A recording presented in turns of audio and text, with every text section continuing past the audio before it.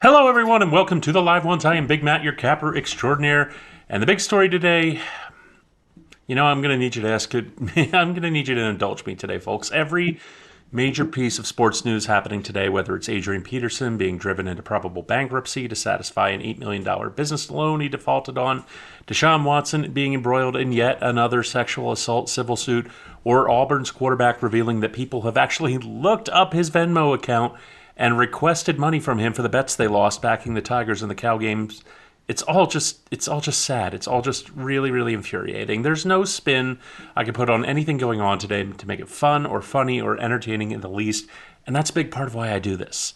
That's a big part of why I'm such a fanatic when it comes to sports, because it's my escape from all the other stresses in life. And I just don't feel like trying to mine all the stuff for the good parts, because there aren't any.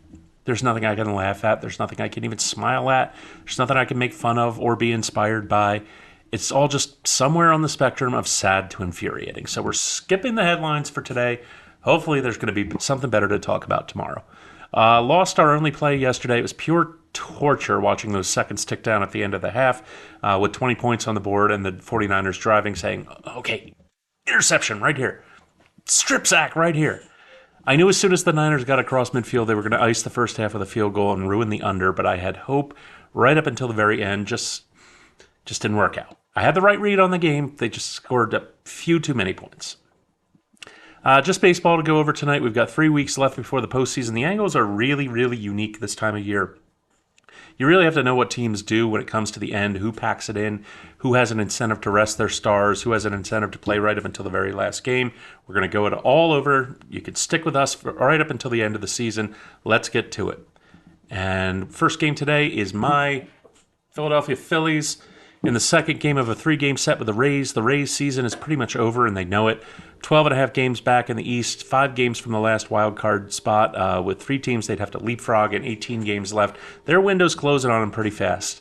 And they're putting Taj Bradley on the mound, a man who's lost 5 out of his last 6 starts and managed an ERA north of 9 while doing it. The Phillies' offense overall has been red hot, averaging 6.83 runs a game their last 6. Ranger Suarez on the mound tonight. He seems to have sorted out whatever it was that sent him to the IL earlier in the season. He's not as dominant as he was in the first half ERA-wise, but he still managed a pretty respectable 3.21 ERA over his last 3 starts since coming back. And looked great his last start, pitching 5 shutout innings.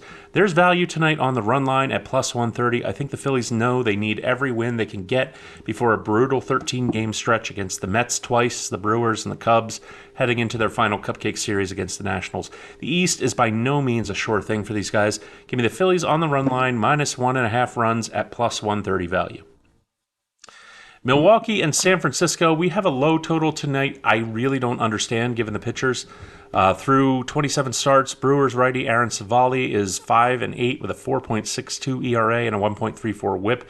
But that doesn't really tell the story. His underlying metrics are really, really bad. He ranks in the bottom of the half of the league in xERA, xBA, average exit velocity, strikeout rate, and hard hit rate. This guy's best days are definitely behind him. Giants rookie Hayden Birdsong is even worse. He's 3-5 through 12 starts with a 5.19 ERA and a 1.50 WHIP. Both starters struggle to make it through 6 innings usually, so taking that into consideration, you'd expect garden variety average MLB offenses to be able to get somewhere between 6 and 7 runs combined off of these starters before they come out. So where do the Brewers and the Giants rank in terms of offensive run production? The Brewers are 6th in the league in runs per 9, and the Giants are 16th. These aren't the worst offenses in the league by a long shot. In fact, the Brewers are pretty good.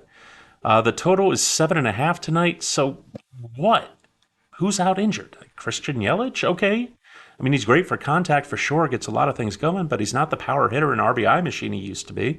No one really missing from the Giants lineup aside from Wilmer Flores, who's just a big fat hole in terms of offense. I don't know why the total is this low. I really don't. Brewers have the second best bullpen in baseball, sure, but the Giants certainly don't. I think the books made a mistake here, and I think we need to take advantage of it. So give me the over 7.5 runs tonight. Late night West Coast action, and we're just back in the best offense in baseball tonight, folks. Arizona is just so far ahead of every other team in baseball in terms of overall team offensive stats. They don't have any mammoth offensive pop like an Aaron Judge or a Shohei Ohtani, but what they do have is 7 guys in their lineup who are just really, really good, solid, above average hitters. There's just no holes in this lineup. There's no one you can pitch around. They just score runs. That's what they do. 9 out of their last 10 games have gone over the total. The Texas Rangers, they lost their biggest gun in Corey Seager, but they still have guys who can hit as well, and they showed that in their series against the Yankees and the Angels without him, and 7 out of their last 10 games have also gone over the total. The total's set at 7.5 runs tonight because of the starters, Zach Gallen and Nathan Eovaldi. Both of them are really, really good. They can both still deal. Gallen, though, has not been good to go deep into games. He's getting 5 innings, maybe 6. He's not the Cy Young candidate that he was last year. And these are 2 terrible bullpens, both in the bottom 10 in the league.